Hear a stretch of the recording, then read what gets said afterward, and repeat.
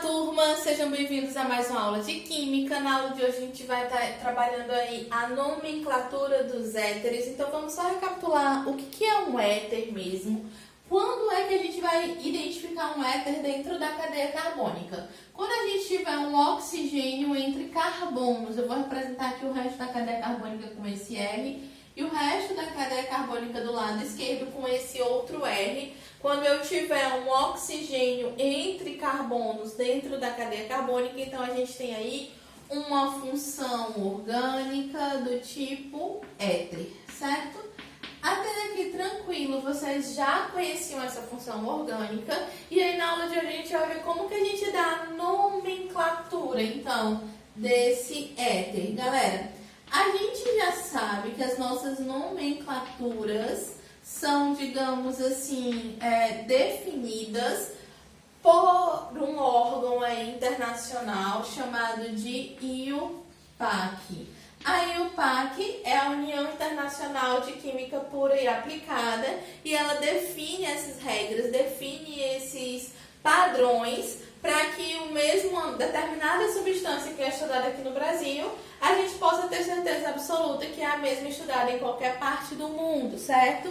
Então, se você chegar, por exemplo, lá na China, se você chegar em qualquer parte da Europa, da Ásia, vai ser o mesmo tipo de substância, a mesma nomenclatura, é uma proteção. Como que a gente vai definir qual é a regra de nomenclatura da IUPAC para essa função orgânica aqui de cima, o éter? A gente vai fazer o seguinte, eu vou colocar aqui do lado um exemplo, certo? Então, aqui eu vou ter um exemplo. O exemplo que a gente vai ter aqui é essa estrutura aqui. Como que vai ser o nome desse carinha aqui, dessa substância que eu vou chamar de substância número 1? A gente observa que eu tenho um oxigênio, tem um lado da cadeia e tem um outro lado da cadeia. Eu tenho um lado da cadeia aqui, que é um lado que eu tenho menos carbonos, então eu vou chamar esse lado aqui de menor. E eu tenho um outro lado da cadeia carbônica, que é um lado que tem mais carbonos, eu vou chamar esse lado aqui de maior, certo? Então, você primeiro identifica a posição da função orgânica, logo em seguida você identifica o lado menor e o lado maior. O lado que tem menos carbonos e o lado que tem mais carbonos. Como que você vai dar a nomenclatura? Você vai colocar o prefixo do lado menor. Então, aqui, eu vou colocar aqui a regra da nomenclatura, ó. Prefixo do lado menor, mais a palavra oxi, mais, depois que você fizer isso, você vai botar o nome da cadeia do lado maior, mais o nome da cadeia do lado maior, cadeia do lado maior, certo? Ou seja, você vai colocar aqui o prefixo, o infixo e o sufixo do lado maior. Eu vou colocar aqui até de outra cor, ó. Prefixo, infixo e sufixo. Isso aqui, seguindo aí a regra dos hidrocarbonetos. Prefixo, infixo e sufixo, beleza?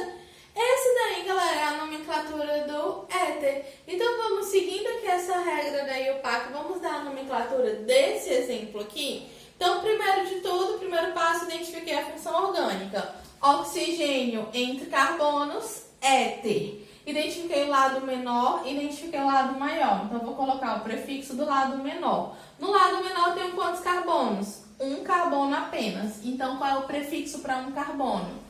Met. Então, vai ficar aqui, ó, met. Depois que eu coloco o prefixo do lado menor, vou colocar a palavra oxi. Então, vai ficar aqui metoxi. Depois, logo em seguida, eu vou colocar o nome da cadeia do lado maior, com prefixo, infixo e sufixo. Aqui desse lado eu tenho quantos carbonos? Ó? Um carbono, dois carbonos, prefixo et. Entre os carbonos eu tenho ligação simples, dupla, tripla. Simples, infixo, an. Então, aqui vai ficar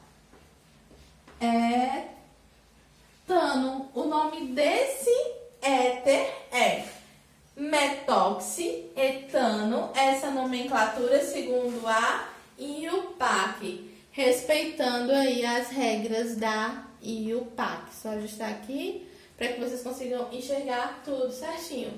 Beleza, pessoal? Então, é essa ideia que a gente tem aí para nomenclatura. Agora eu vou apagar isso aqui e vou colocar alguns exemplos para que a gente possa resolver.